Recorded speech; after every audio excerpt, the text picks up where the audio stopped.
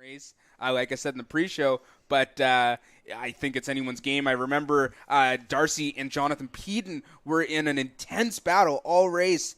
Like to see a rookie up there was just amazing in one of our first test races.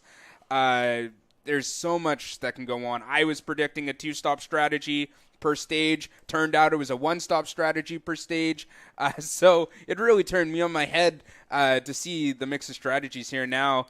So tonight we can possibly see another mix-up of strategies depending on how Scott Bailey, our pole sitter, takes the race. You're certainly going to see a mix of strategies here because it's guaranteed to have at least one green flag pit stop per stage here, perhaps even 2 in stage 3. So, again, strategy will certainly dictate the game here tonight as Bailey is just about to take the green flag, and we are underway with tonight's Fix Auto 250 from the Atlanta Motor Speedway. Bailey off to a pretty good start here. Paytak trying to follow him. And Paytak does have that inside line, although that'll chew up the tires a little bit later on. But Bailey off to a good start. Bailey's off to a great start right now.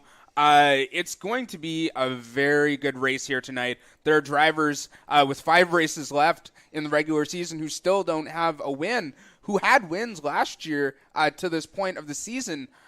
So drivers like Jose are really going to try to get in there and just get that W under their belt before the end of the season, regular season, sorry. Indeed so, and there you do see the Midwest Elite drivers running 1-2 so far. Bailey and Paytak at the head of the field, Mercado third, Jacob Nelson into fourth, and Darcy Ford rounding out the top 5. Ooh. Yeah, another aspect of this track is you don't want to get down on the yellow line, much like in Charlotte. If you get down too far on that apron, you are going to spin. And we can possibly see a few spins here tonight, just unforced errors as these tires start to wear off. Like I said in the pre-show, it's 10 to 15 laps that you'll start to feel your tire wear. And it's massive here as the track is so abrasive on the tires. You're only going to get 28 laps on a full tank of fuel. So like you said, Jordy, we're going to get at least one green flag pit stop in each stage. And there you saw Mercado trying to get a little bit adventurous coming over the start-finish line there a moment ago, but Bailey still holding the lead. Paytak second, Mercado tucked into third.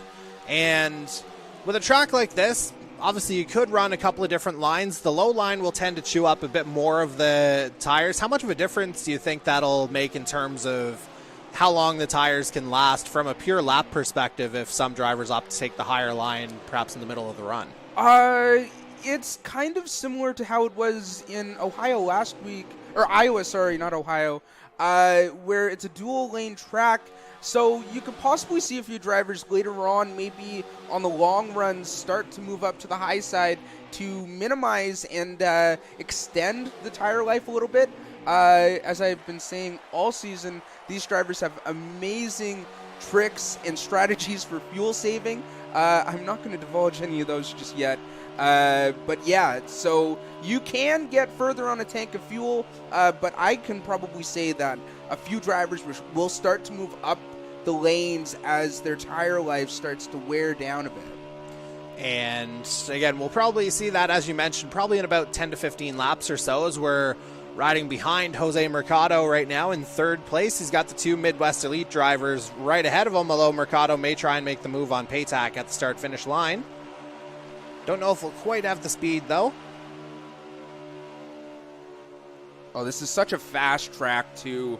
The front leader can really just keep his foot pinned to the floor and not really have to worry about lifting. As opposed to the drivers behind, they're going to want to maintain and match kind of the speed of the guy they're following and really be mindful with the amount of pressure they're putting on their throttle throughout the race.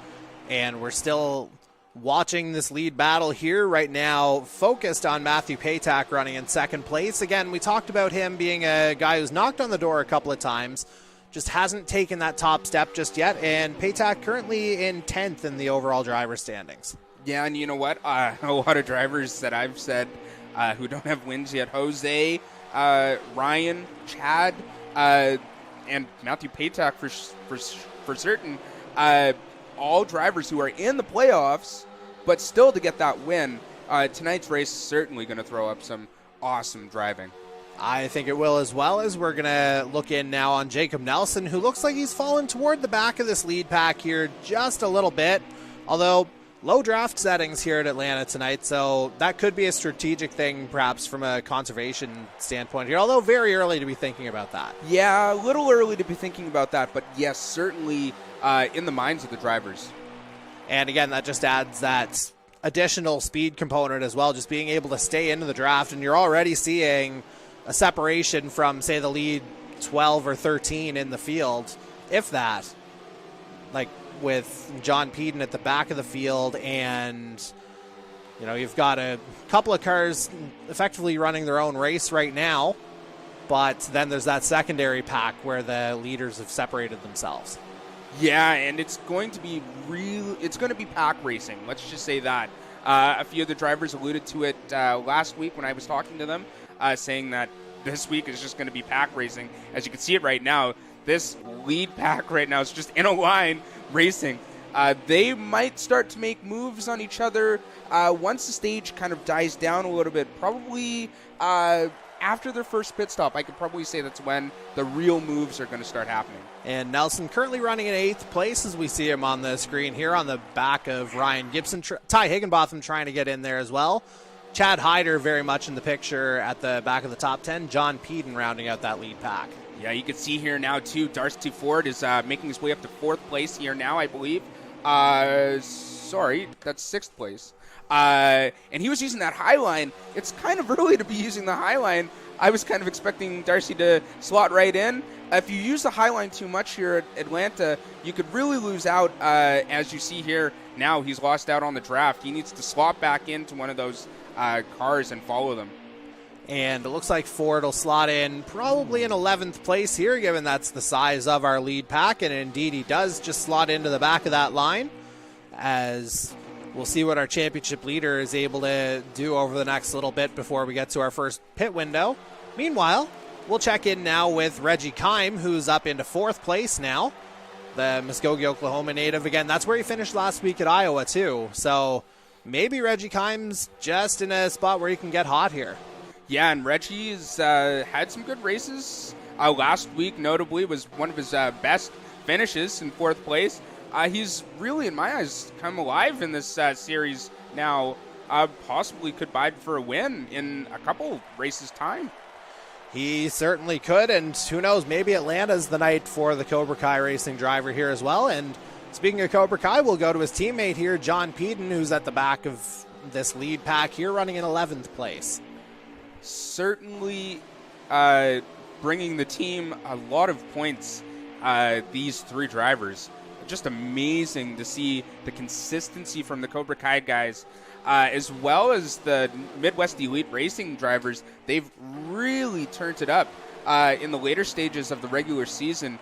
To my surprise, they kind of closed the gap with the lead that Cobra Kai had. And again, we'll see if they're able to do the same thing now that they've got all 3 of their drivers racing once again here tonight. Of course, just Matthew Patak last week, with both Scott Bailey and Michael Wolford unavailable for last week at Iowa. Meanwhile, we continue our Cobra Kai check-in with Ryan Gibson now. He's running in 5th place. And our defending Earl Ross Cup champion, again, he's got to be hungry for a win as well. Oh, a bit of contact there between Mercado and Patak, it looked like. And that's going to shift Patak down a couple of spots, but yeah, maybe into 5th. So maybe not as catastrophic as it could have been. And Mark, we've seen a couple of these accidents at the head of the pack. We've seen them snowball, certainly. Oh, yeah, like in Charlotte, which is one of the sister tracks to this racetrack in Atlanta. Right off of turn 4, I do have to say there's a little dip and bump. You can see it right here.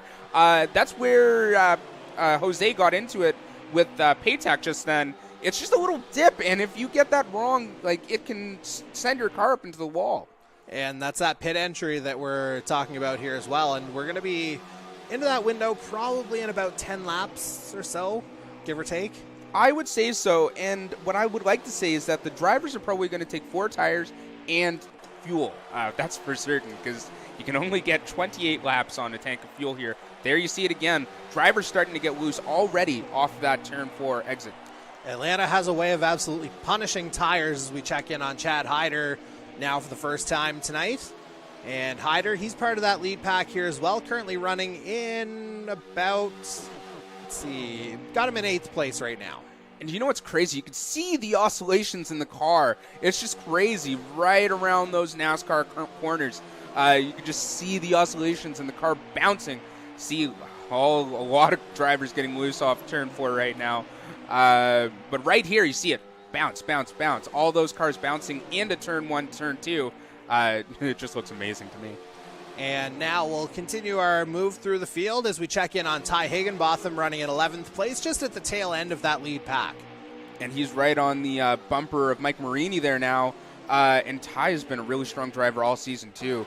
And, you know, right there, right behind the top 10. And I think he may have actually slotted into 10th, as it looks like Paytax made his way to the back of that lead pack here just for now. And again, Higginbotham, he's a guy who certainly has scored plenty of stage points over the course of the year as well, on top of that victory at Charlotte. And you could see Jonathan Peden in that secondary pack there just dropped down a little bit. I'm not sure if there might have been some contact, but is falling off the back of the lead group here. I believe it might be just off the back of Chad Hyder is at the end of the front pack. Indeed, it looks like the original lead pack that we were talking about is split into 2 packs here, as we've got 6 drivers who've gotten ahead of roughly another 5, as we'll check in on, we see a bit of damage on the front of Michael Dimitroff's Winston Racing Group Toyota, and we'll check in with him in a little bit. We see it on Mark's screen here in the studio as well. As now we're going to look in on Mike Marini running in 9th place. Again, winner at Canadian Tire Motorsport Park earlier this season, and very much has clinched his playoff spot. Yeah, and you know what? Kind of became the king of road courses in our series. You know, really strong on the road courses. Also, really strong on tracks like these, with a few good finishes. I think at Charlotte, wasn't it? Or he came back from the back of the pack, wasn't it? That was Kansas. Kansas. Yes. And that really proved the point that he's a guy who can find speed on just about any track here in the Canadian eMotorsports network, and he's proving it once again here, running in 9th right now. Thought he was going to go door-to-door with Paytac. That would be a familiar battle, of course, from Canadian Tire. But it looks like Marini's going to hold the inside line and hold on to 9th unless Higginbotham gives Paytac a bit of a bump draft. Oh. And Marini may actually be pitting here. So a couple drivers pitting. The 2 True North guys into the pits. Chase Beatty just misses the wall. Jonathan War into pit lane as well. So all 3 of the True North drivers into the pits. Early pit stops here. That could be a potential undercut here, because obviously the fresher tires will lend a little bit more speed. And yes, the fresh tires here gives a big advantage, as we see pretty much all the drivers coming down pit road. Not all the drivers, of course, but I have it here, the number 14 of Lee Campbell. Oh, we see Corbin McCauley spinning there as well. Just missed Michael Wolford. Oh! And we were seeing that on the view of Andy Hurdle. Both Hurdle and McCauley were making their way into pit lane.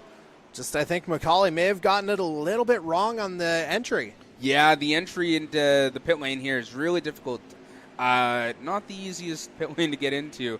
And, of course, I don't have the pit lane speed limit written down. But, yeah, could catch a few drivers out here tonight. And now we see Jonathan Ward just exiting pit lane here. He'll come out just behind Chase Beatty. And those two, they're contending for the final playoff spot right now. War down in 22nd in the driver's standings, Beatty in 19th. Yeah, and it's so close from 16th all the way down, I would even say 22nd, like you said. So close. If you see Jonathan Ward getting loose off turn 1 there. And again, that's just out of the pit lane for War, so I'm hoping that's not a potential symptom of something underlying from a connection perspective, because that's typically a giveaway once that happens. Oh, as we see War running a little bit high, but no contact with the wall. just kind of getting a feel for the car right now as he comes out of pit lane. As now we're going to go to Chase Beatty, as we mentioned before. And again, Beatty, he's turned in a couple of solid runs here, although the front of that Chevy Camaro out of Lawton, Tennessee is a little bit beat up in itself. Sitting on 186 points, Chase Beatty is, so really on the fringes here of the playoffs.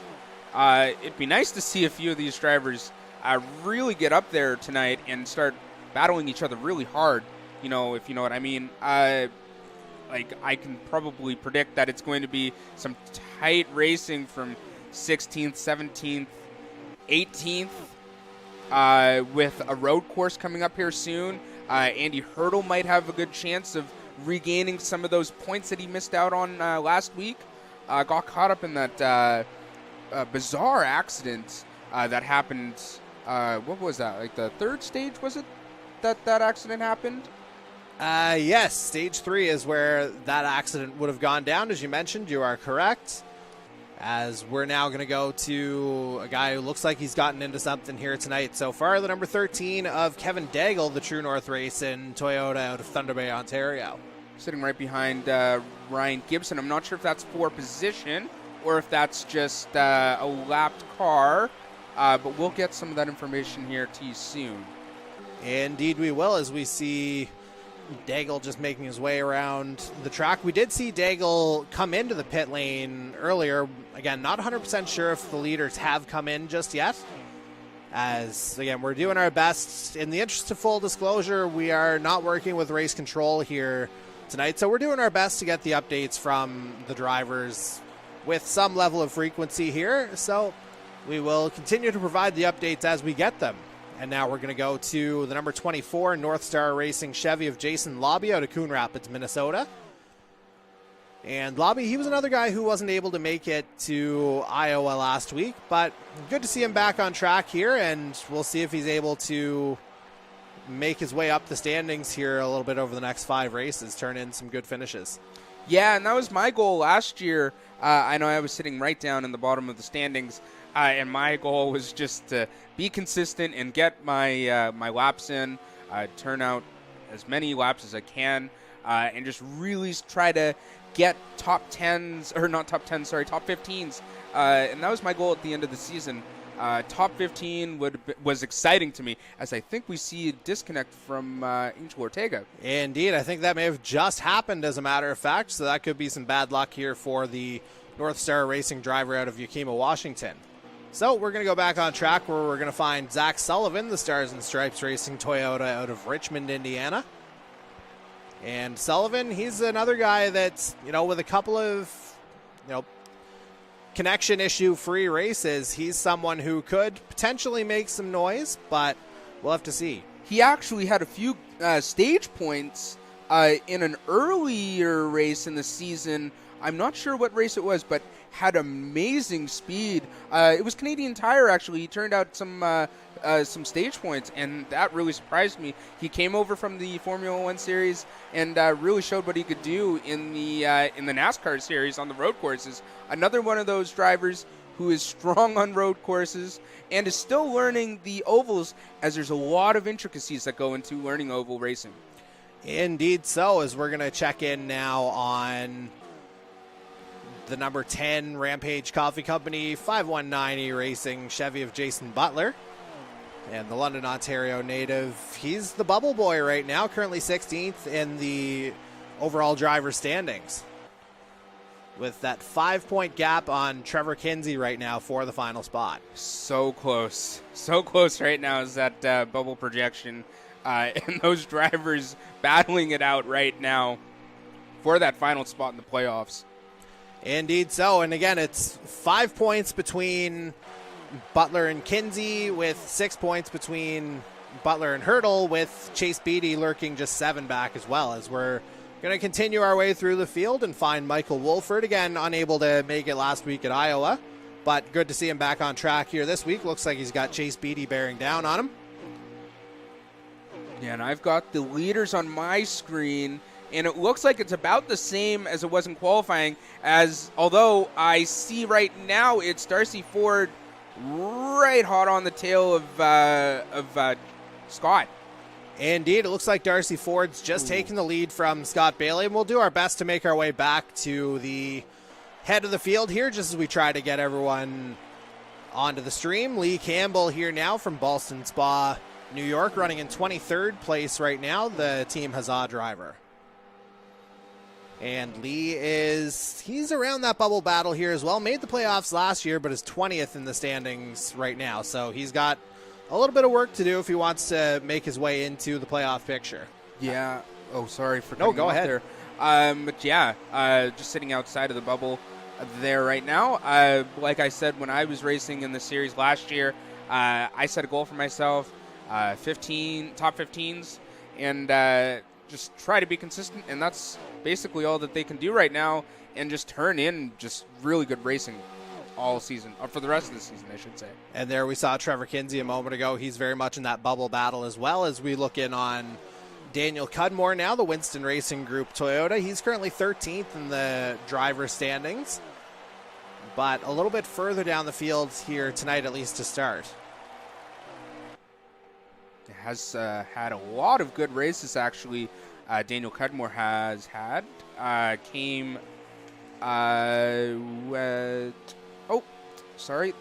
thinking last week. He was, fifth or fourth last week?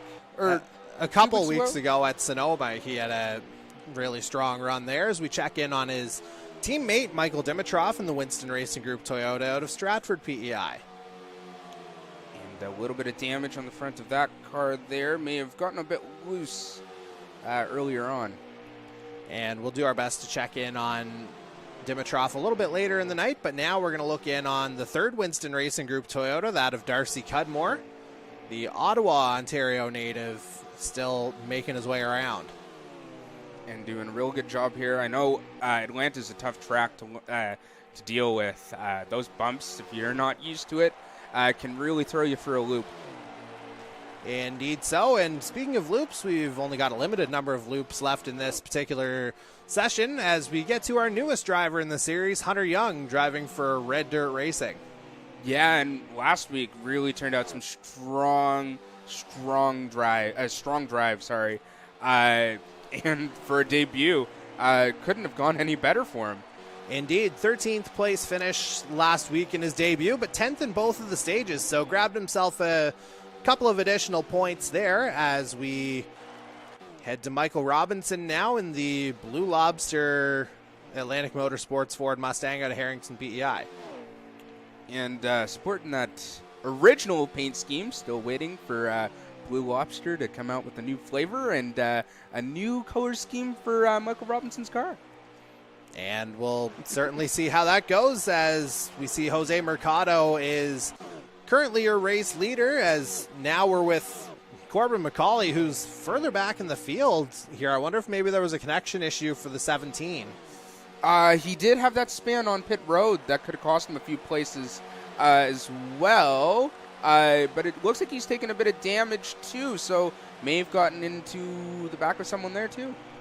After a win at Sonoma and second at Iowa, suffice to say it hasn't been Corbin McCauley's night so far, but a lot of race still to go as we go back to our pole sitter, Scott Bailey, running in fourth place. And first to fourth right now is very tight. Tighter for the top three, actually, as Darcy Ford's right on the back of Jose with Jacob right there, too. Indeed so. So this is your top four that you're seeing. They're coming up to lap Jason Lobby here as well. Again, Bailey running in fourth place right now, but not far off the tail of Jacob Nelson as Lobby's able to take the high line and get out of the way of the leaders here. As I think Ty Higginbotham is the leader of that secondary pack in fifth place, if my math is correct. Indeed, you are correct. And we've got 4 laps remaining in this opening stage here. So that went by fast. So, yeah, right around where we predicted was where the pit stops happened. Indeed so. And most likely, well, at this point, you'd have to think it's just one stop for especially our leaders, as we're with Mercado now leading the pack. And now it's 3 laps remaining in the stage. And you know what?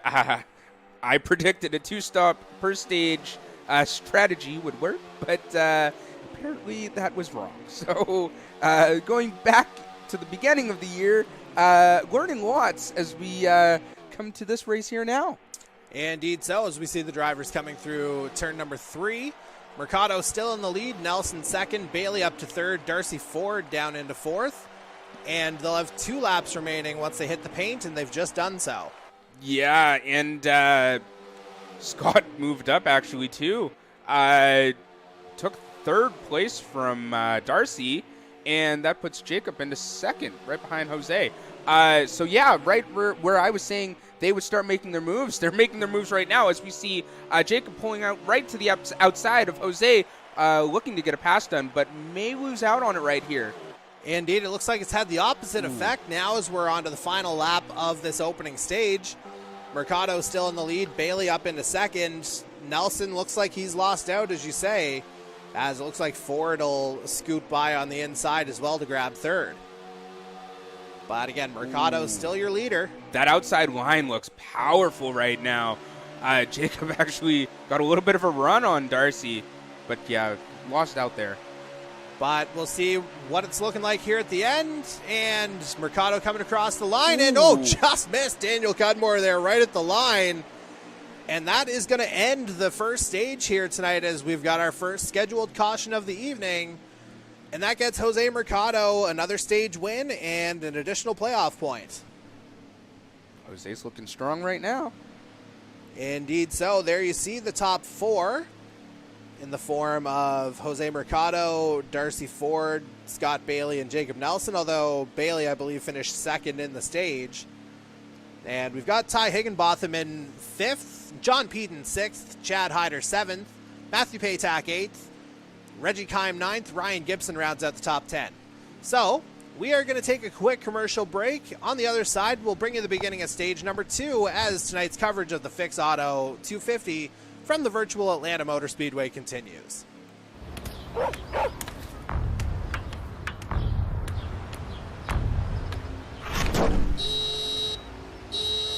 Oh, Fix Auto, the first words that should come to mind after an accident.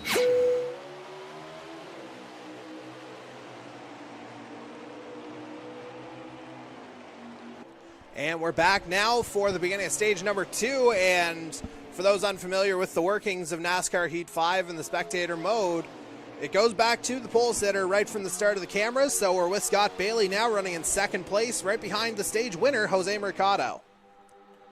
Yeah, and we're going to start this stage where we started off the race in a nice line as we see all the drivers coming down turn 4 into the start-finish straight. Oh, all those NASCARs look beautiful here at Atlanta, don't they?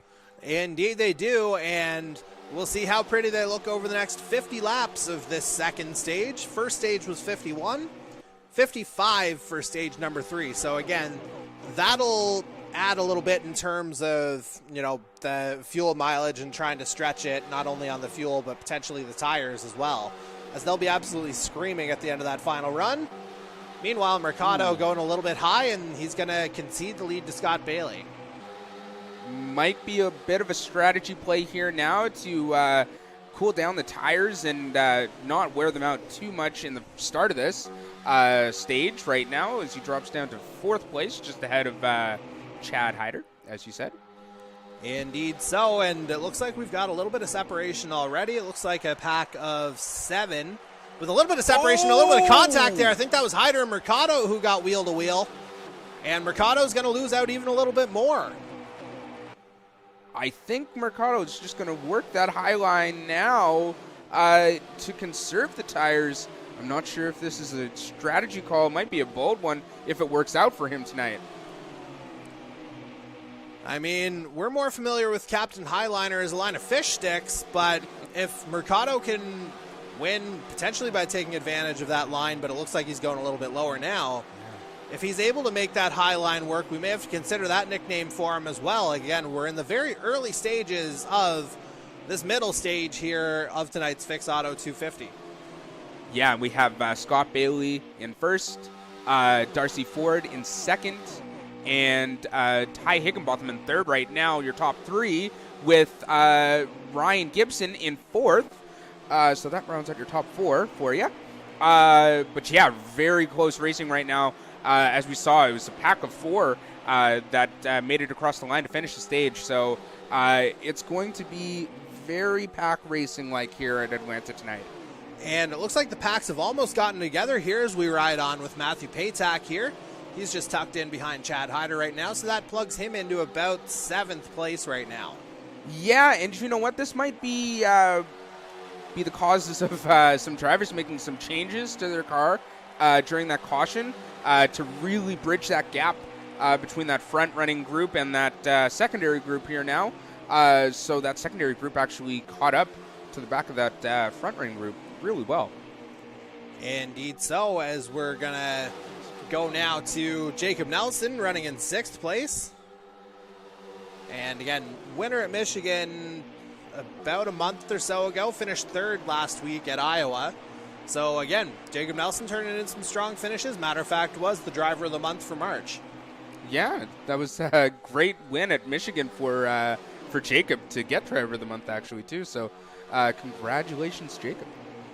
And just a model of consistency there, was the number 9 over the month of March and certainly carried over into April here so far. Of course, this just being the 2nd race of the month. We'll see if it goes forward over the next couple of weeks here as well, as we go now to Darcy Ford up in 2nd place. Yeah, that front pack is so crazy. Driving door to door. That's nuts. And you can see just the separation where Kevin Daggle's car just cuts it off, and then all these guys are just running up here right now.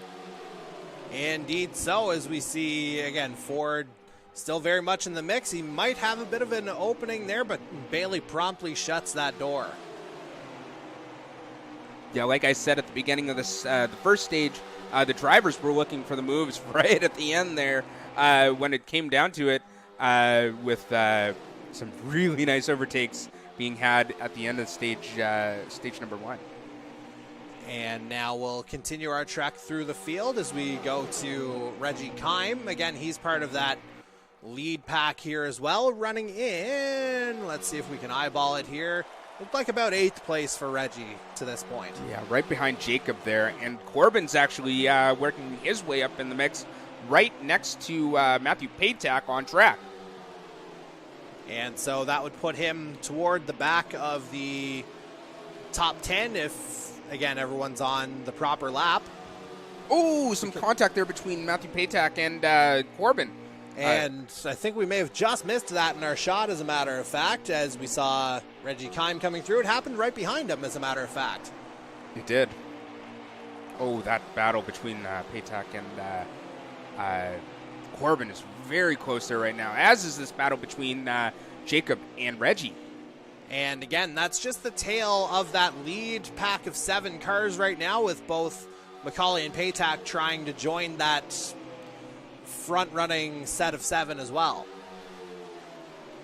It's so crazy to believe how far this league has come in regards to just consistency of the drivers. Right now we see very close racing, bumper to bumper right at the front, and not a hair out of line yet. Yeah, everything's been pretty clean here so far, and we certainly hope to see that continue because, again, there is a bit of a history here with the Canadian eMotorsports Network in Atlanta, but I think the less said about that, the better at this point, as we just make sure that we got everything all set up here. There we go. Now we're able to watch a few live streams here on our separate projector in the studio. And again, we're able to provide a little bit of race control context here for you as we see John Peden in pit lane. Oh dear, I wonder if that's... I don't see any movement in those tires here for the number 53. And we were talking about the consistency of Cobra Kai a little bit earlier. I hope that's not a broadcaster jinx, and I certainly hope that's not the first disconnection of the season for the number 53. Yeah, has completed all 9 races so far. Yeah, it doesn't look like there's any movement there. And so we'll go back onto the track where his Cobra Kai teammate is, in fact, moving. And he's the Earl Ross Cup champion. That's Ryan Gibson we're watching, the number 23 out of Morgantown, West Virginia. Looking to make a move on Ty Higginbotham here. seeing what he can do. We get a good look at it here on the overhead. And sort of a unique perspective here as we watch Gibson try to work some magic here on the high line as Higginbotham goes to block before diving down into turn 1. And Gibson running in 4th place here, so just trying to catch up to Higginbotham, Ford, and the leader, Scott Bailey. As we'll go back to our broadcast view. And now we'll check in on Chad Hyder, who's just in that lead pack here as well, or just on the periphery of it, running in 6th place right now.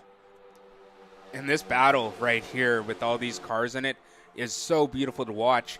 As we see Scott starting to take a little bit of a higher line there into turn 1 and 2.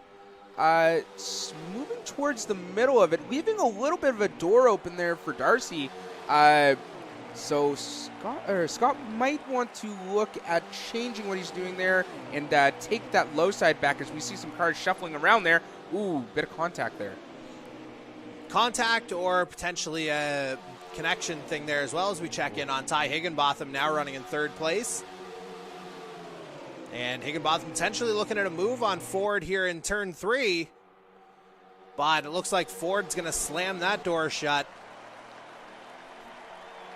And there we see some cars moving up the lanes there now. So maybe looking to get some moves done before their green flag pit stop to get some track position on the rest of the field here. Indeed so, and if they're able to keep their noses clean, that of course limits the length of the pit stop here as well. As again, we're still watching Higginbotham. It looks like he's got pretty good straight line speed here as Ford goes up to that middle line. But while Higginbotham stays low, Ford will go ahead and shut that door once again, saying in the, well, not DMX's words first, but ain't no sunshine there after that. Oh, man. Wow, this is awesome. I love to see pack racing like this. It's just incredible to see all these cars in line and not get a hair out of shape. As we see some cars starting to drop off the pace there a little bit, but still just keeping right close together. And this low draft setting is really playing into this race really well. And now we're checking in on Mike Marini, running just outside the top 10 right now. Running in, I believe, 12th place. As we look at our race control monitors here, Marini, one of the streams that we're following closely. Oh. I could see them now. Yeah. 12th and 11th, really close right now. And that'll be the two True North teammates, Marini and Daigle, as a matter of fact. Yeah. So they'll be working really well together here right now. Looks to be working really well together right now. Indeed so, as Scott Bailey maintains the lead, Darcy Ford 2nd, Ty Higginbotham 3rd, Ryan Gibson 4th, and rounding out the top 5 is Jacob Nelson. So not really a whole lot of change from what we saw in the opening stage. No, and I could see Scott's moving up the lanes a little more now. Once these tires start to go off, you really start to notice that, like, the car is just going to start sliding up the track. So unlike Iowa last week, you really kind of want to keep it down on the lower side. Not really a dual lane track to say, but it's very interesting to see the strategies coming out of these drivers right now. And we're starting to see some of the tires go, certainly, as we're getting to the midway point of this second stage now. And again, we won't be far away from our next green flag stop, as we're going to look at Jose Mercado's stream, and that's going to tell us 27 laps remaining in this second stage. And There'll be 26 at the line once you see it on the camera, as we're watching Andy Hurdle right now. Yeah, so that's right on the fuel window there now, too. So if they come into pit now, they'll make it on the tank of fuel to the end of this stage. As we see some drivers starting to dive down into the pits, that was Jonathan War. I don't know if it was him, though. I don't see any movement in the tires. So that could potentially be another disconnect. We'll have to check in on the number 29 out of Saugerties, New York for the True North race in team. There we see Mike Marini coming in, though. And so he'll be coming in from roughly the middle of the field. Scott Bailey staying out another lap. As now we check in on Chase Beatty, who's heading into pit lane. I think that was Darcy there in pit lane as well. Is that Kevin Daigle in pit number 13? Indeed. Daigle, Lee Campbell in there as well, pitting from 17th. And we have Jose in the pits too.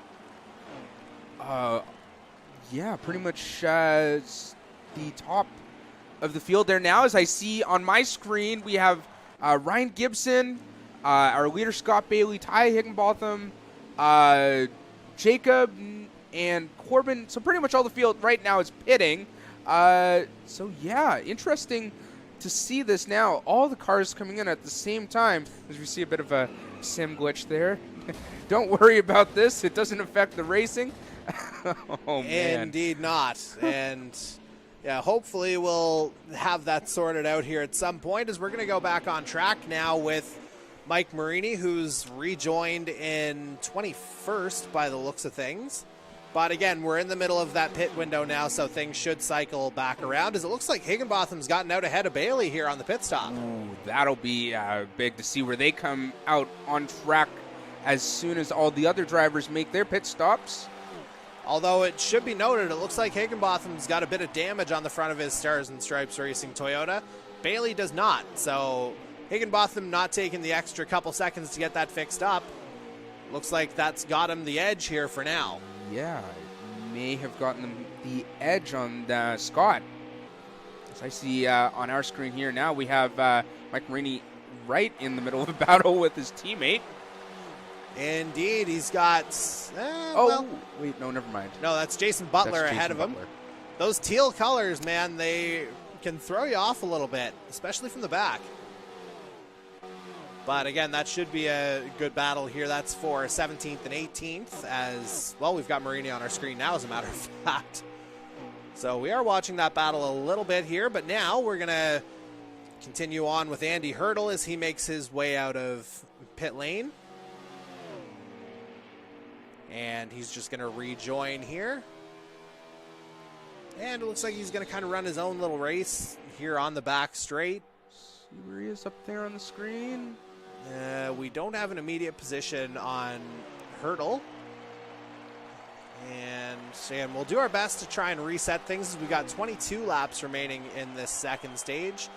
Perhaps less, because that was on Lee Campbell's stream that we're watching. And yeah, perhaps could be a lap down. We'll get an idea once we go on Mercado's stream, since he's running in 6th.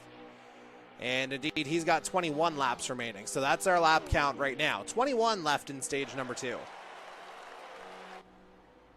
As there we see the disconnected Jonathan Ward. Now we're back to Chase Beatty on track.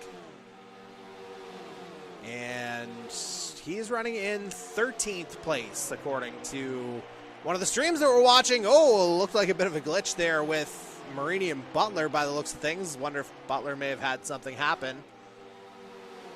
But again, Beatty running in 13th. If he can get into the top 10, I think he's looking at a playoff position after tonight, potentially. Oh, yeah, for sure. Again, just 7 back right now. Yeah, and, all these drivers are fighting for that playoff spot right from 16th to 21st. So, yeah, if he can get a good finish here tonight, that may just put him right into a playoff spot. And still 4 regular season races to go after tonight, of course, as we go to Kevin Daigle running in 11th on track here tonight, 15th in the driver's standings. This is weird how these cars have kind of come out here now.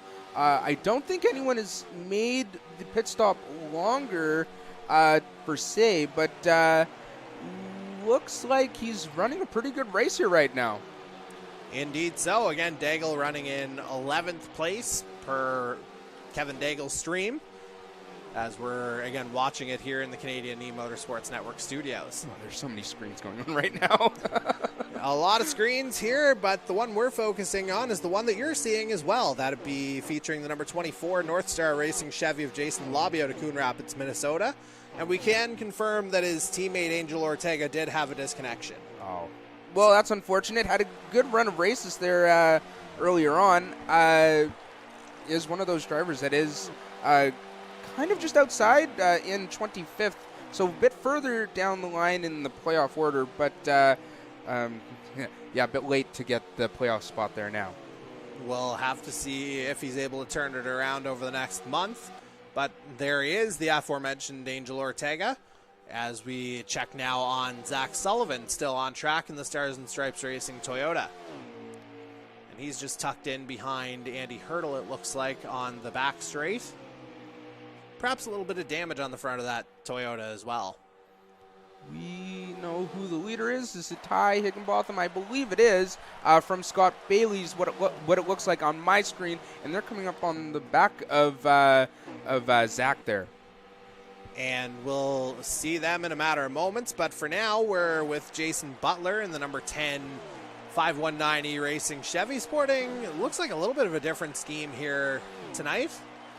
Just a couple of subtle changes, but nothing too extraordinary. Still very much the Miami Vice theme that we're accustomed to from the London, Ontario native. As now we're going to look in on Michael Wolford. He's got Chase Beatty bearing down on him, so that would put Wolford in 12th place based on our last check. Yes. And we'll do our best to get a more concrete position on Wolford as we go along. Again, we're not working with our regular race control here tonight, so we're doing our best just based on some of the streams that we're watching from our drivers. Is we've got 14 laps remaining in the stage, 13 at the line. There's a very big battle going on right now, right behind Scott and Ty for third place. I believe it was Darcy Ford, Chad Hyder, and Jacob Nielsen right there in that group of three cars chasing down Scott and Ty. So yeah, as we make our way back to the leaders right now, there you see him right there in the back of the screen. And indeed, I think we were just about to see a move from Bailey on the start-finish straight as we've got 12 laps remaining in the stage. But it looks like Bailey will just bide his time. He's right on the back of Ty Higginbotham, though. These two drivers certainly familiar with one another. Scott might look to do a little bump and run there now. And again, we'll certainly see how that goes. And there you see the battles in the background as Higginbotham and Bailey have separated themselves from the rest of the contenders here so far, as they've now got 11 laps left in the stage. And that battle 3, 4, and 5 that you were talking about is featuring Darcy Ford, Jacob Nelson, Chad Hyder. Chad Hyder, he's a guy that, he's had some good results. Season and a half, he doesn't have a win so far. No. It's crazy to think. It is crazy to think. And to this point, last year has already had a couple wins in his pocket last season. And another driver who's right behind those drivers there right now is Jose, and is also one of those drivers who's looking for their win this year. And now Jose, he's got a few wins from last season, as his stream says we've got 10 laps remaining.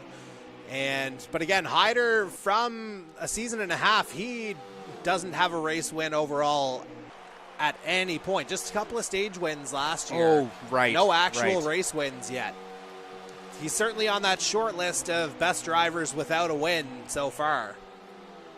Yeah. As we've got 9 laps remaining in the stage now.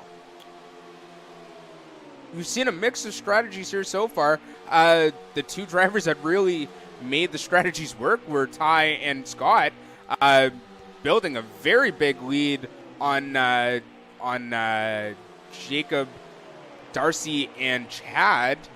So that whatever strategy those two guys are running up there is really working out for them. And there you see what our two leaders are dealing with. Here it looks like Zach Sullivan's just going to head up high to let Higginbotham and Bailey through. Three drivers who are rather familiar with one another, if indeed that is Sullivan that we're seeing. And 65 indeed it is, Zach Sullivan. So again, doing the courteous thing, letting a couple of guys that he's rather familiar with get on through. Thought Ty would have used that as a bit of a pick there on Scott, but didn't work out. And again, he's still got Scott Bailey right on the back of him here. So this could be a very good battle to end this second stage, as it's now got 7 laps remaining in it. Yeah, and it really goes to show if you could stay slotted in behind that car in front of you, that low draft setting is really going to work in your favor. As if it was normal or high, you would have just slingshotted past the drivers. And it's really scary when you start to feel that car build that speed, and you don't know what to do with it because the car is working around, and it just gets so hard to handle. That's why we turned it down, and it looks to be working so well in Scott's favor. Just being able to slot behind Ty and just really work that draft. And we'll stay with this battle here the rest of the way. They're coming to the line, 5 laps remaining in this second stage. We'll see what Scott can do here now. And there you see the gap that Higginbotham and Bailey have built up between themselves and the nearest chase pack. Yeah, and on my screen I can see Jose is really catching that secondary pack. As I can see a lap car that's Zach. So if Jose can really just swap behind Zach, he can probably make his way up to the back of Darcy and the rest of that gang there. Get the benefit of that little draft, but will he have enough time to do it? That's the question, because they've got 4 laps remaining in the stage as of now. And as a matter of fact, it'll be 3 laps. Matter of fact, all right, so we're still with Scott Bailey. Let's go to Ty Higginbotham here. Let's see what's gone on. Where'd you go, Hig? There you are. There's your leader. 3 laps to go now. Just a little bit more separation between Bailey and Higginbotham. That's what kind of threw us off here a little bit, I would say. And there you see the overhead demonstration of the gap between the two. As we come through, I think that's turn 3 and 4 that we'll be coming into. Indeed it is, and they'll have 2 laps remaining once they hit the start-finish line right about now. And so, how much longer do you stay in that draft if you're Scott Bailey, if you want to try and make the move and grab that additional playoff point? Not too much longer. I would probably try to make my move now. As he looked outside, but Ty immediately closed the door on him. Indeed so, and they're both taking that lower line here once again, and they'll, well, I guess it won't be a white flag just yet, but it will be the final lap of stage number 2 right about now. Higginbotham still in the lead, Bailey in second, Jacob Nelson, I believe, third, Darcy Ford fourth, Chad Hyder rounds out the top 5, Jose Mercado 6th, Corbin McCauley in 7th, and 8th place, I believe, is Ryan Gibson, as we are indeed on the final lap. Higginbotham still in the lead, as you see on the screen. And Bailey, he's tucking in here, so he's taking the lower line. He may have a shot. This could be a drag race at the end, but Higginbotham will close him off, and that's going to get him a stage victory. So, Ty Higginbotham, winner at Charlotte earlier this year, grabs his first stage win of the season, and with it, an additional playoff point. And again, that's Higginbotham first, Bailey second. Do our best to get your top 10 from Jose Mercado's stream, as he finished 6th. Jacob Nelson 3rd, Darcy Ford 4th, Chad Hyder 5th, Jose Mercado 6th. I think saw Ryan Gibson 7th, Corbin McCauley 8th, Reggie Kime 9th, and Matthew Patak rounds out the top 10. So, I'll let you give some thoughts on that, Mark, as we head to our 3rd and final stage in a matter of moments here. Oh, that was a great second stage. Awesome to see that massive battle between Ty Higginbotham and Scott Bailey. As we see, Scott's going to start on the inside here now with Ty lining up right next to him on the outside. But yeah, just a mega stint there from Ty and Scott. Scott is getting the better of the start here now, or the restart, sorry. Pulling right ahead of Ty Higginbotham. And we start pack racing again. It kind of dispersed a bit more. Oh, I thought I saw someone get squeezed out wide there. And there was contact there between, I think, Jacob Nelson and Darcy Ford. That forced Ford down to, well, below the yellow line on the back straight. As we are underway in stage number 3 of tonight's Fix Auto 250, Mark, I will let you continue your thought. Yeah, I kind of lost my train of thought there with that bit of contact there. But yeah, sorry, I'll get back to it. The pack kind of dissipated a little bit towards the end of that after the pit stops, which is weird because last time I don't believe it spaced out as much as it did. So maybe if Ty and Scott can get that same strategy call done now in the final stage with that final pit stop they're going to take, maybe it'll work out in one of those guys' favors. And it looks like Higginbotham's made his way back into the lead here ahead of Scott Bailey. Darcy Ford into third, Jacob Nelson fourth. Jose Mercado rounds out the top 5. So again, all the same familiar players here in your top 5 to begin stage number 3. Yeah, for sure. And Jose's just sitting on the periphery there of the top 4, looking to get right on the back of Jacob there. As Jose's got a really good car there right now by the looks of it. Got a lot of speed there on the back straight. He made his way up to the back of Jacob, but kind of fell off there. Indeed he did, as we've got 52 laps remaining in this race here tonight. And again, it's been an entertaining one here as we're going to see them cross the line now. 51 laps remaining in the stage and race. So yeah, the race has gone by pretty fast. Some really good on-track battles as we see the 5 of those drivers fighting for position right now. And now we check on the number 21 of Matthew Patak, who would love to try and work his way up the field here a little bit.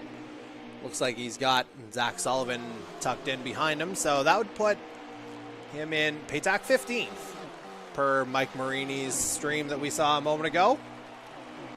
And I would say that Andy Hurdle there's a lap car, down a lap. We'll have to get official confirmation on that, but if he's not, then that's a solid race, certainly one that Andy Hurdle would need at this juncture of the regular season.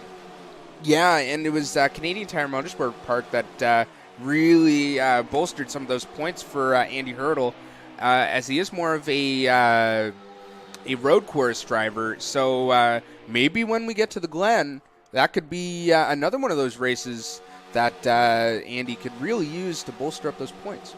Indeed so we've got 49 laps remaining in tonight's race. Ty Higginbotham's still your leader. We're watching Jacob Nelson right now. He's 4th. Scott Bailey 2nd. Darcy Ford in 3rd. Jose Mercado rounding out the top 5. And again, they've got a little bit of separation between themselves and the rest of the field early on in this final stage. Yeah, and I could probably say some of these drivers are looking to get the long runs here now out of their cars, as this is the longest stage that these drivers will have to contend with. So, maybe making an adjustment to make the car a little tighter so it doesn't slide up the track. That's what I used to do anyways. I know at a track like this, like I've said, you will start sliding up. So, you know what? You could probably use the higher side later on in this race. But yeah, it's been awesome to watch these cars pack race so closely together. And now we talked about it a little bit earlier in the race, Mark, but this final stage, 55 laps, could get a little lean on fuel at the end. So at what point, we know they have to make at least one green flag pit stop, but at what point do you think of conservation and trying to drag this out to the end if you're one of those lead cars? Well, in my endurance racing experience, I usually try to do it right at the beginning. I would just, take 10% off and, just try to conserve as much as I can to attack right at the end, because there's no point in conserving at the end unless you're the leader and you have a sizable gap like Corbin did at Sonoma. But, closer maybe towards the beginning of the stage. I would less so say do it in the middle, because that's when you'd be taking your pit stops, so there's no point in conserving right when you're about to take a pit stop. So yeah, closer towards the beginning. That is a very fair estimation here as we check in on Reggie Kime now, tucked in behind Corbin McCauley with teammate Ryan Gibson right behind him. And that'd be 6th, 7th, 8th that we're seeing on track. Yeah, and Reggie's looking in for another good finish here tonight. If he can maintain this position, I know there's still a lot of laps left, and God forbid we get that commentary curse going. It's all sevens here so far for 77, and we'll see if you can motor past 17 here at some point, as we will go now to, again, that has to be a disconnection for John Peden. So again, maybe that's a way of the field kind of evening things out in the team standings as well, as that'll give Midwest Elite an opportunity to claw back a few points, as we'll get a lap count here in a matter of moments from, again, Jose Mercado's live stream. I'd say we're right around 45 remaining, and he comes across the line, 41. So again, the laps tick off very quickly here at Atlanta. Yeah, so fast. A bit larger than last week's track in Iowa, so they aren't going down too fast, but quite fast actually. But again, the track itself is much faster as well, as we see Chad Hyder completing another lap. Looks like Hyder's fallen off the pace here a little bit in the early going of stage number 3, tucked in behind Hunter Young, who we haven't really talked much about tonight, but looks like turning in a fairly respectable run here once again.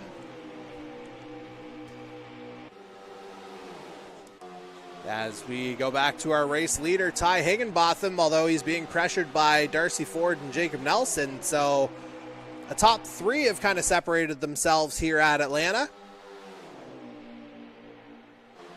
And again, we heard from both Darcy Ford and Jacob Nelson on last week's Victory Lane. Ty Higginbotham still your leader right now. And again, for Higginbotham, he'd look to join that 2-race win club as well, and if he were to do so, that would likely put him up into 3rd in the driver's standings. As again, we're staying with this battle here, at least for the time being. And Ford right on the back of Higginbotham there just a moment ago, and now we see Nelson trying to stay with those two, but Higginbotham doing a pretty good job, although nothing set in stone as of yet. Obviously, we did see Higginbotham overtake Bailey in the pit lane in stage 2, so who's to say it couldn't happen again in this final stage? Oh, for sure. That's actually probably one of the first times I've seen someone overtake someone out of the pit lane, just on a pure pit stop. I haven't really experienced it that much in NASCAR Heat 4 or 5, sorry. But yeah, it was a pretty good stop from that team there. Indeed so. As we will continue our trek through the field super quickly here, we'll check in with Mike Marini once again, running in 15th place right now. And, you know, maybe not the result he's wanted to this point, but certainly a step forward from Iowa last week where he had the disconnect.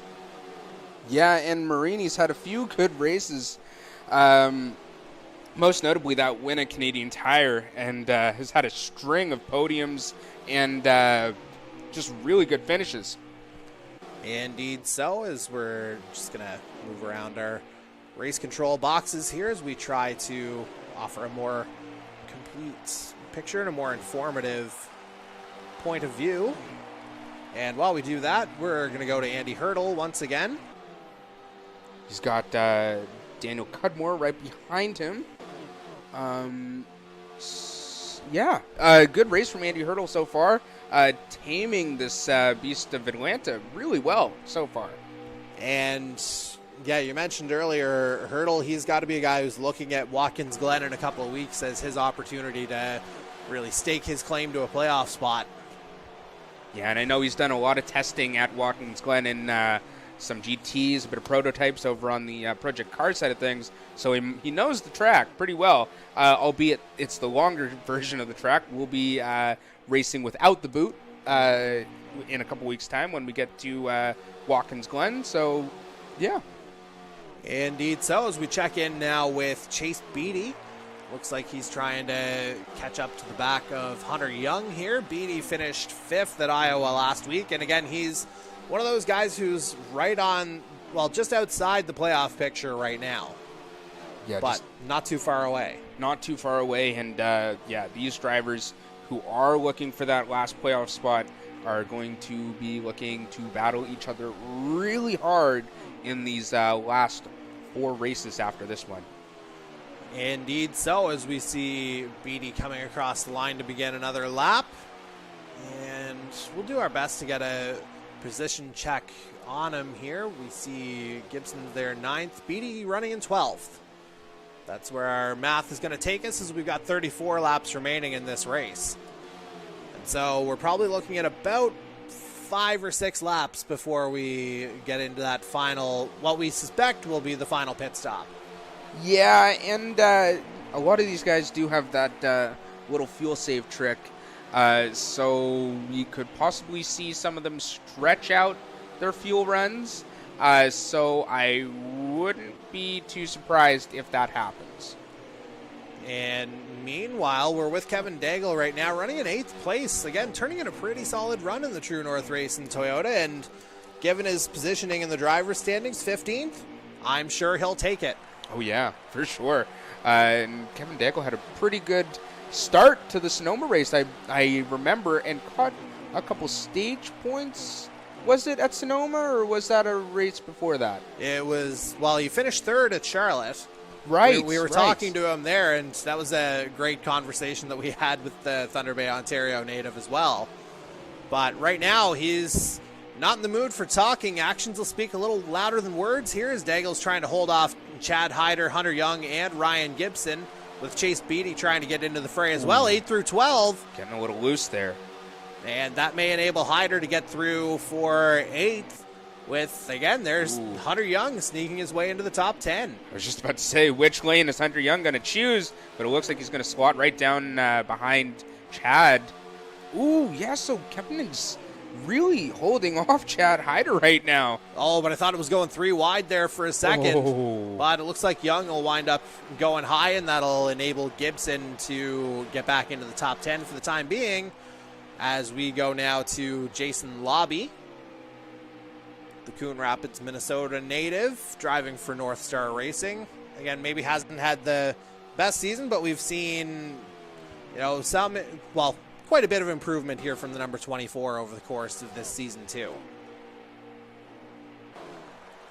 As he tries to catch up to Michael Dimitrov, we're going to now catch up with, the disconnected Angel Ortega and the disconnected Zach Sullivan. So that's an unfortunate instance for Sullivan. He was running mid-pack here tonight, but it doesn't look like he's going to be finishing here. So we're going to get back on track now to Jason Butler, the Bubble Boy. Are we starting to see some warning lights there on a few of these drivers' dashes? Indeed we are. It looks like we're seeing tires for both Mercado and Daigle. And Mike Marini's got that tire warning as well. And it looks like Daigle's got an additional warning. I don't know if that's fuel or aero that we're seeing. Oh, I think that's fuel. Yeah, estimated fuel 0 laps. That would do it. Ooh.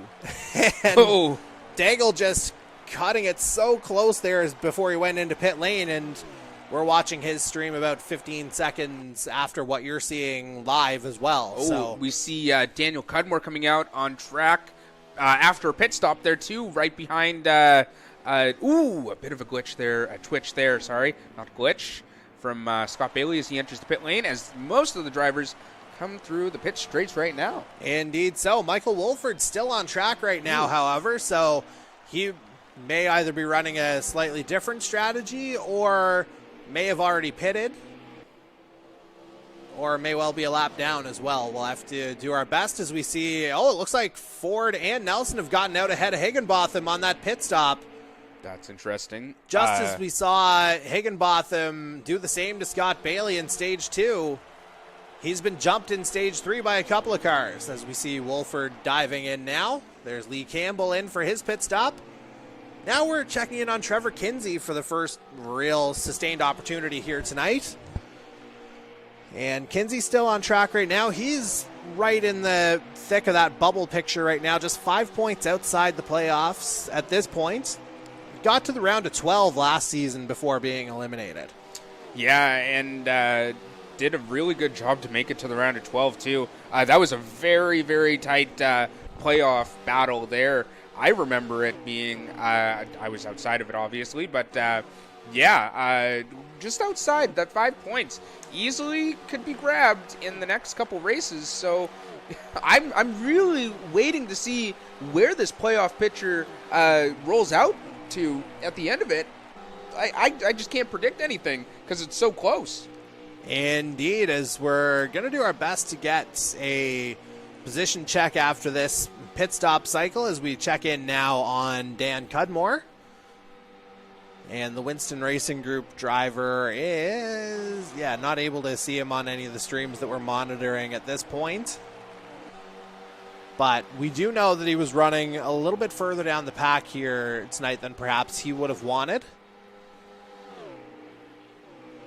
As we've got 25 laps remaining in this race.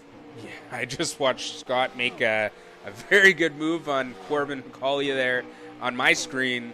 I think that may have been for position, but we'll get a solid picture on that there now. Indeed it was. It was for 4th place. Just saw the board change on Jose Mercado's stream. It was Bailey listed 5th. Now it's McCauley listed 5th. So, again, that's the benefit of our drivers being able to stream as we've got 24 laps remaining.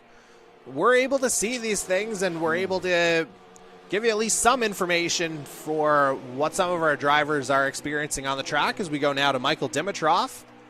Again, running a little bit further down the field, perhaps not the night that Winston Racing Group was hoping for. Maybe not, but they've had a good string of races there earlier on in the season. But yeah, Michael Dimitrov is hunting down Andy Hurdle right now, by the looks of it. Indeed so, and I mean, Dimitrov, if he can get a finish or two together, he's not exactly out of the playoff picture either in 23rd.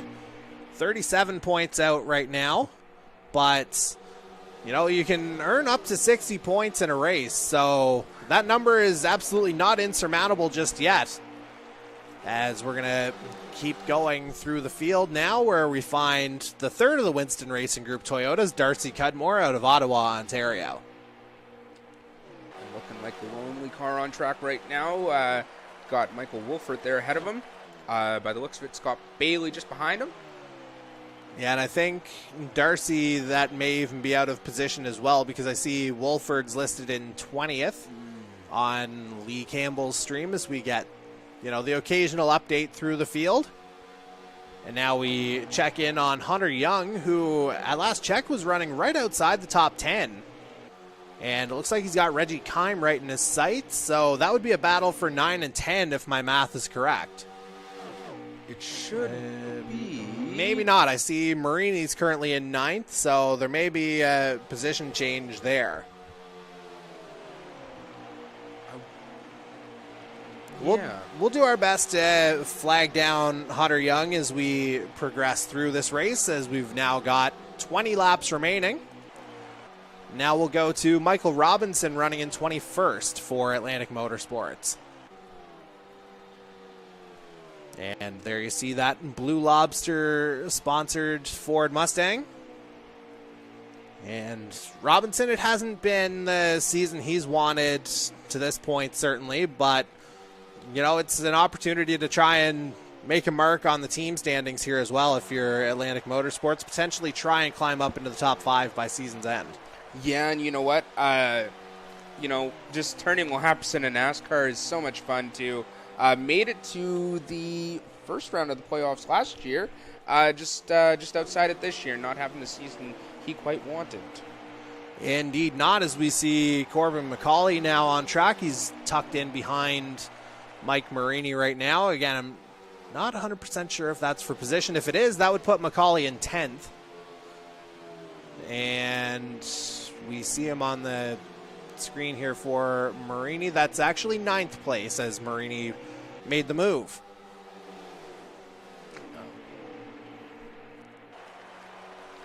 And again, just doing our best to follow some of the live streams here, and they do come in about 15 to 30 seconds delay for us. So yeah, that's how we've been doing our best to provide you the race coverage without our regular race control tonight. As we go back to our pole sitter, Scott Bailey, who is in 4th place right now. Okay, so that puts Matthew Patak in 3rd. right? Jacob Nelson appears to be in third place. Oh. We're just doing our best to get a visual here on the 21 on your screen. He started third tonight. I see the 1919. It kind of looks like the 1414 of Matthew Patak's gamer tag there. Well played, sir, as we still watch Scott Bailey. It looks like he's kind of running his own race right now. Looks like he's gotten off the pace of the top three. And it looks like Darcy Ford's once again in the lead. Ty Higginbotham up into second. Jacob Nelson in third. Yeah, and you could see here now from Scott's, or could see it there from Scott's perspective there, how much the draft really affects the car, as he lost all pace there without the draft, and we could see the same here now with Jose, just not in the range of the draft from any car, so he's sitting further behind there now in fifth place, but yeah, got to tuck behind someone and find a little bit of pace here on track. Indeed so, but there's not a lot of time to find that pace here, as we'll get an official lap count once Mercado crosses the line. And as he does, we will find out that we have 14 laps remaining in tonight's race. And so we'll check on Matthew Patak here briefly. I believe in 9th place here now, because I see Ryan Gibson is 7th. And Mike Marini's there. There's Patak, another car behind. So put down number 9th for the 21 right now. And like we say all season, math is pretty good up here. We have our moments. We'll put it that way. We absolutely have our moments, as we're going to take a moment now to go right on board with Patak, right on the hood. And there you see, not quite close enough to Hyder to close up and make a move, although he might try something on the outside. But again, not quite close enough. There's the two Ohio boys just about touch. Hyder will hang on to the position for now, I think. I think he's going to make a move on the outside here now. He's probably going to slot in right behind Gibby right now if he can. Yeah, he's made that move on Chad there. And there it is. Well done by Matthew Patak, as looks like Chad Hyder, he's slotting in behind Corbin McCauley as well. Now, as a driver, as we've got either 11 or 12 laps remaining in this one, from a driver's perspective, Mark, when you see a driver passing you on the outside line, is that demoralizing for a driver? Is it something where you just kind of have to keep moving forward?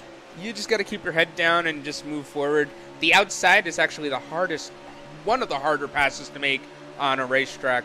A little easier on NASCAR, in a NASCAR, as you're basically just turning left all the time. But like on a road course, making a move on the outside is very hard. And a lot of the NASCAR guys who make their way into sports car racing really say they can make those moves on the outside a lot better than the conventional regular racing driver who doesn't race in NASCAR. But yeah, it is kind of demoralizing, but all you can do is really put your head down and just keep racing. Meanwhile, speaking of passes, Ty Higginbotham's made one on Darcy Ford, and he's your new race leader. And we're inside 10 laps remaining now, as Higginbotham and Ford make their way through the field. Looks like they've got Chase Beatty right ahead of them. Michael Robinson heading up high to get out of Higginbotham's way, not to mention his teammate Darcy Ford. So Robinson unable to play the pick man there for his teammate. And Ty's had a very strong car ever since the start of the second stage when he took it from Scott.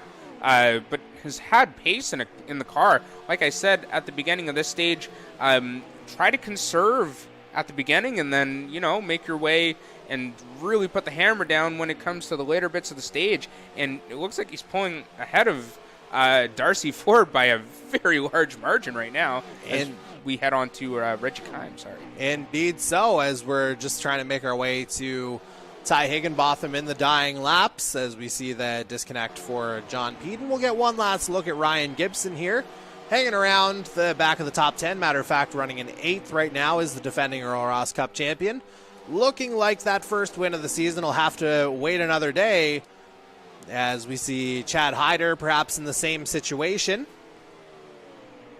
And we saw Hyder running pretty well earlier, but that car dropping off a little bit. You see him getting a little loose there on the straight, as looks like Hurdle will actually pass him up high as well. You know what's going to be even more exciting than the run to the playoffs? The round of 12, I can probably say, is going to be so exciting when all those 12 drivers start biting for position on track and really racing each other. I can probably say that that's going to be one of the most exciting rounds that we'll have in the playoffs right now.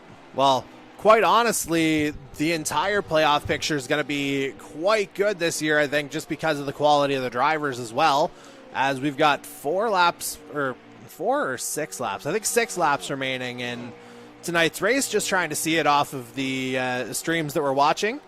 And I think we're down to 5 now, as Higginbotham makes his way through turns, I think that could be 3 and 4. Indeed it is, as he's back onto the main straight. And you see the separation between himself and Darcy Ford now.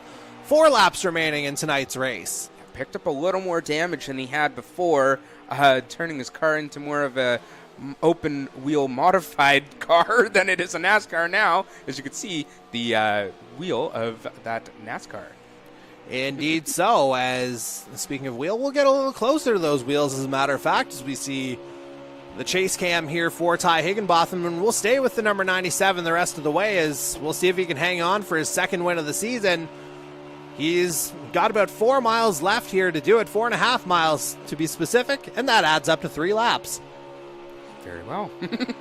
As we go now to, or we're not going anywhere, we're just staying with Higginbotham on the straightaway.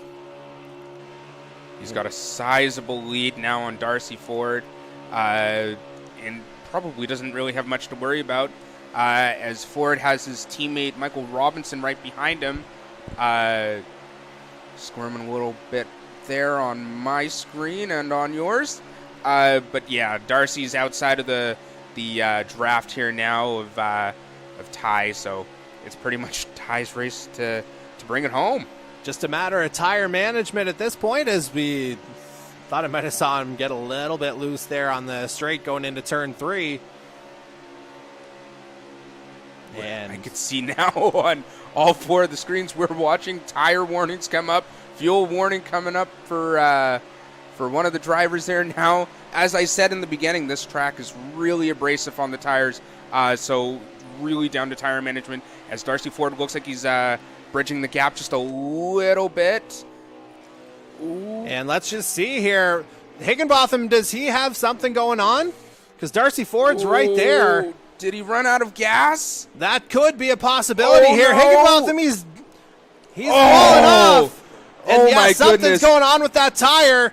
And oh no. Oh, I think that was Darcy Ford run out of gas too. Oh my goodness, just the calamity here at the end. And I think Scott Bailey has somehow inherited the lead here, as we're on to the final lap now.